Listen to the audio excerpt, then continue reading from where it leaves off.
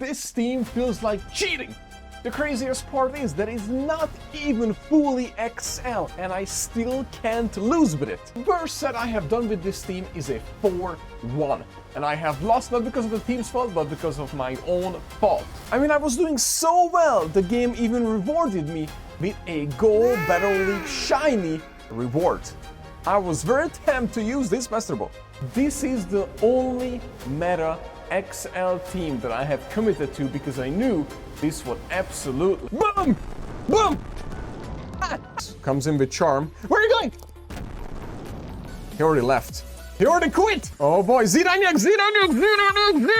Oh boy, was I right? This team is so good. You just can't lose. Even washed up players, seasoned trainers like Speediest Chief 2 are using Necrozma to climb out of the pit. And there's a reason why, and I show you and walk you through why and how this team works together so freaking well. I mean, if Speediest Chief 2 can do it, you can definitely do it too. So here's the lineup. On lead, you have Palkia Origin Forms. That is your absolutely beastly lead. Especially with this whole meta, with the Shadow Raids coming up this weekend. I guarantee you're gonna see the Shadow Ho-Oh everywhere, and your Palkia will love it. Your must-have save swap is the only Landorus.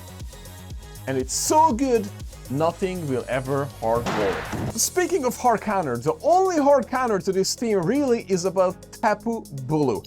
But all you need to do is you see Tapu Bulu, you swap into your Landorus, and you're just gonna sack Landorus to whatever it comes in. Save your shields, and then you're just gonna recover and use the shields to your advantage. Otherwise, this team has the freaking green light.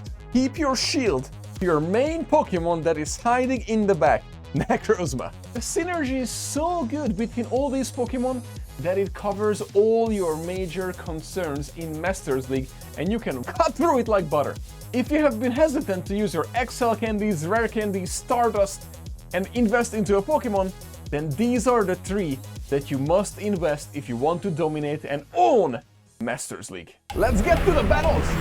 So remember, ladies and gentlemen, that I have not played for a very long time. I just got back to the game, I got back to the season, I literally just got my last season rewards a week ago. So this is literally day 7 of my climbing of this season. And this team literally lit the fire under me because it's so easy to play with. I was mind blown. I was like, damn, this is why people love playing in Masters League. I was so blown away how much easier it is to play in Masters League when you play with basically like the 3 main meta Pokemon that will handle the rest of the meta. I could not freaking believe it how easy it was. Like honestly, because the previous day I did play full 5 sets with my Goldinho team, but it was not Goldinho, Melmetal, and Dragonite, and it was struggling hard. So the only thing that changed today is that I switched to meta teams that is not even fully XL, and yet I just couldn't lose. All I did is lost 2, I think, total of 2 or 3, maybe 3. Total of 3 matches in 6 sets. That's it. Everything else was a winner, chicken dinner. Because this team is so freaking good. And again, it's not even fully maxed out. So imagine, I actually believe I lost 1 match because of my own mistake. I own up to that. But then the other one I lost because my Pokemon couldn't live with 1 HP. Just 1 Shadow Claw, I believe, what I lost it to. So if it was fully maxed out, because my Landorus can do, I think, 4 or 5 more level ups, I believe, it would have lived and I would have won. So yeah, the XL definitely matters. But, and obviously to be maxed out because the opponents are maxed out, so you should be maxed out as well. But anyways, to get back to the team, I highly recommend that you invest into these 3 Pokemon. You won't regret it. I was holding back for so long and I was like, you know what, I'm just gonna sit out Masters League because I don't really have a Pokemon to invest into and it just costs so much, so I'm just gonna sit it out.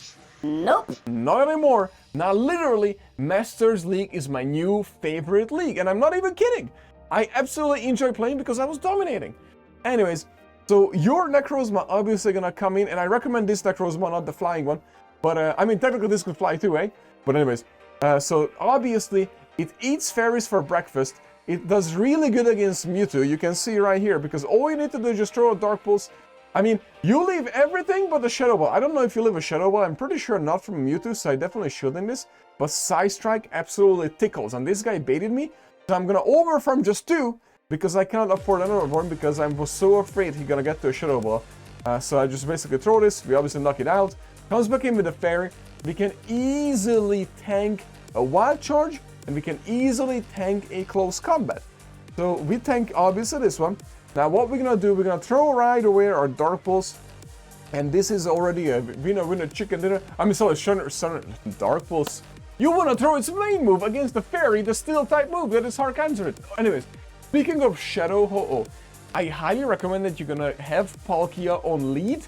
And if you don't see a Ho-Oh on lead, just think about the Shadow Ho-Oh raids this weekend. Everybody in their right mind is going to run the Shadow Ho-Oh because it's such a great Pokemon, or a Shondo, I should say, Ho-Oh, because they purified it, because of the raids this Sunday. So your team does really well against it. The only thing that struggles is this guy right here. So you have to be careful with your Necrozma. You hold the shields, and Necrozma will do well against the Ho-Oh. But if you suspect the opponent has a Ho-Oh, you want to align with your Landorus. You can even sacrifice your Landorus just to get alignment, because you want your Palkia to bully that Necrozma right there. This opponent already quit. So this game is already over. We're literally just farming it down. I actually should have cut this one out because I left it in, okay, because I wanted to showcase that people will run away a lot when they face this team and realize that they have nothing to gain but only lose. They literally leave their Pokemon behind, and I had to call the collection agency to come pick up this Pokemon and take them away because this trainer left them behind in the stadium, misplaced it. Just relax. Would you leave your Pokemon behind? No. Yeah, neither do I. This trainer just left it behind. Lost and found, please. Anyways, let's continue on. So, Melmetal on lead. This is not great lead, so you instantly want to swap into your Landorus. Usually they swap out, but for some reason this person stayed in, so I wanted to throw right off the bat because this would do heavy damage if it goes unshielded. Now he swaps. I guess he waited until I tried to debuff it. Comes in with a pretty looking Dragonite. I love that Dragonite. I wish I had one. I wish I don't have one. I wish I had one, and the shiny of that. That would have been actually pretty cool. So obviously this is really good for us. We are going to shield here once because he is shieldless, so I really want to throw the Stone Edge. Draco Meteor, this is why he shielded, and I recommended that when the opponent basically shields a non-winnable matchup, then they definitely have a move that will obviously knock you out or whatever they wanted to do, so that is why I absolutely shielded that. Because you could have lived the Dragon Claw, but definitely not the Draco Meteor, and this is perfect for us because it comes back in with the Melmetal. And I can't believe it that Landorus not maxed out Landorus even lives, and we're able to do so much damage. So now we can't tank anything here. The superpower don't do much damage. Double Iron Bashi! And we got shielded it! And now I'm shielding this for whatever reason, thinking that he would throw a superpower, but clearly he did not. And then now, all we need to do is just throw a Dark Pulse because our little Pokemon is actually better than his. Ours is more powered up in a way. Anyways, it is not more powered up, but it's a better looking one. So this is already a winner chicken dinner. We're gonna be able to farm it all the way down here. Where are you going? As I mentioned before, lots of trainers are going to quit when you use this team. Okay, right off the bat, when you lead, you see a Fairy, you swap into your Landorus. You obviously have two answers to this in a way, because Necrozma easily eats this for breakfast, and then your Landorus can actually do really well against it. You just constantly debuff it. And actually, you don't need to shield here. You leave, I think, anything and everything that it can throw. I was hoping it throws a Moonblast, but it throws a Petal Blizzard, which is very surprising. I don't think I have ever seen that move. Is that even meta, or it's not? Somebody let me know in the comments. I honestly don't even know. Anyways, we obviously have to shield here if we want to win alignment. If he decides to shield here, he will probably win a switch here. Oh, what a quetch! But this is a Groudon, which is actually good for me because I do want to throw Sandsear on the Groudon. Now we debuffed it and we come in with our Palkia, which absolutely hard counters it. And the reason why I swap back into the Palkia, because the Landorus will do, because we want to hide the Palkia from the Fairy, of course. Obviously we have no choice but to face it, but that's why we're not shielding here.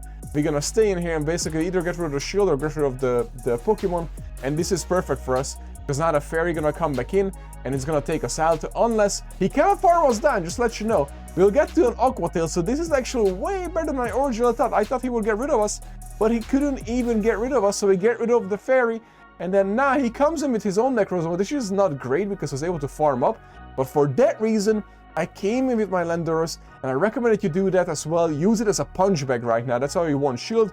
Let it go. Now we're almost equal on the energy, so we can't lose this, because not only we have a shield advantage, but now we are equal on the energy, and this should be just one shot here, and this is again a winner chicken dinner. Is this fun or what? Is this team working good or what? Dude, I honestly, all time while I was on the stream, I just couldn't believe how easily I'm winning in Masters League while I don't even know my matchups. Usually when I find a really cool meta team for Great League or Ultra League, I'm struggling for so long because the room for error is so little, because the Pokemon are so balanced on Great League and Masters League in the meta. But here, I feel like this core of a Pokemon, and there's like another team that is just as good as this one, I forgot which tree. I talked to a few people who said the same thing, but my point is, but these three Pokemon are like so, I shouldn't say overpowered, but in this synergy, the three together, they own this meta so well that it's like, and it's more forgiving, because obviously more tankier, you can tank more, well, it depends what which Pokemon, but it's just more forgiving. And then of course, again, like every other match I faced like a previous season legend or like a pretty good player, and then every other match I faced somebody who just basically just starting the season now, or they have low elo or whatever. But I also started the season late, so can't complain. It comes with the territory, you know what I'm saying? Anyways, so yeah, let me know what you think about the team, because I absolutely love this team. And now I'm gonna have to walk forever, because I need the XLs for the team so I can complete them XL, so it's more competitive for the next time around when Masters League comes back. And at that point, we should be pushing for Legend. That's right. This season we're taking it seriously, even though we started so late. We'll do it! Okay, I wanted to put in a Zygarde lead, because Zygarde is terrible. It's such a bulky Pokemon, so we're just going for the Spacial Rend against the Zygarde, because they never shield, because it's such a bulky Pokemon. So we're gonna shield this so we can farm it down, because the Earthquake will definitely take us out. He's probably at an Earthquake or Crunch. Earthquake, yep. So when you face a Mewtwo with your Palkia, what you want to do, since we just talked about the other lead, oh man, that was so close. See, it was fully XL, we could have gotten to the Spacial Rend, so that's unfortunate. But anyways, so what I'm trying to say is, when you face a Mewtwo, you always throw the Aqua Tail, because they always shield. But you always farm up to that Spacial Rend to make sure that they think that you are throwing that but instead you're throwing the Aqua Tail. They cannot afford not to shield it, and if they do, then it doesn't really matter, because then for sure they have like 2 answers to their Palkia. So regardless, most of the time they just going to shield it, so just throw double Aqua Tail. That is what is recommended, and you're gonna win that matchup with 1 shield.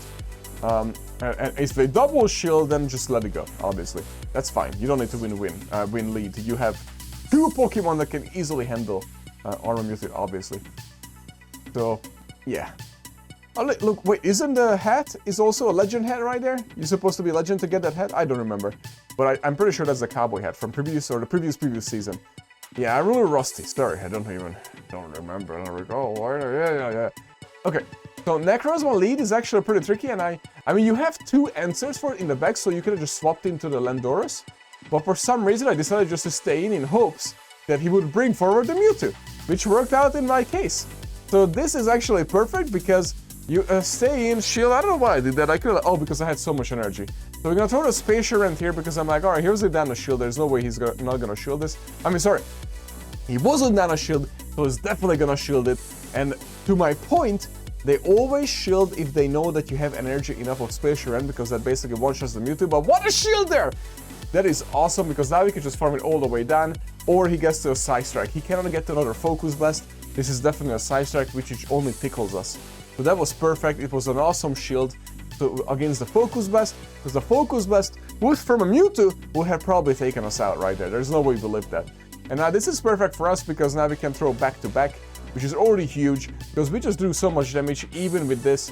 And now we just come in, throw that Aqua Tail, and this is really, really good for us because the Aqua Tail does insane damage to the Groudon. And then now, he comes again with his own Necrozma, but we still have 2 Pokemon, so we're looking still pretty good. Again, the tactic, you come in with your Landorus to tank, and then you switch back into your Necrozma and just farm it down. But because the Sunsteel strike does so much damage, do you see the damage?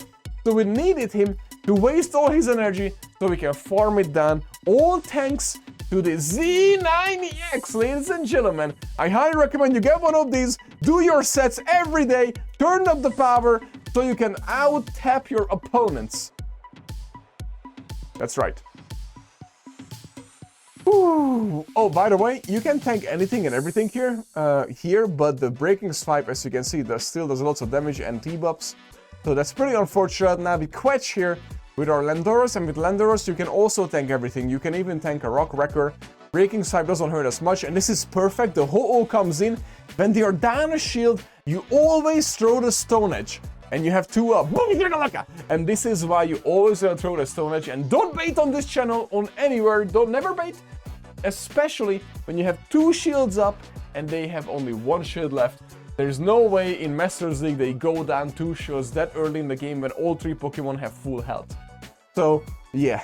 They haven't seen Shadow Z. They don't know that Shadow Z never ever baits on this channel.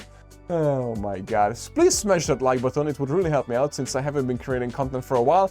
So just smush it!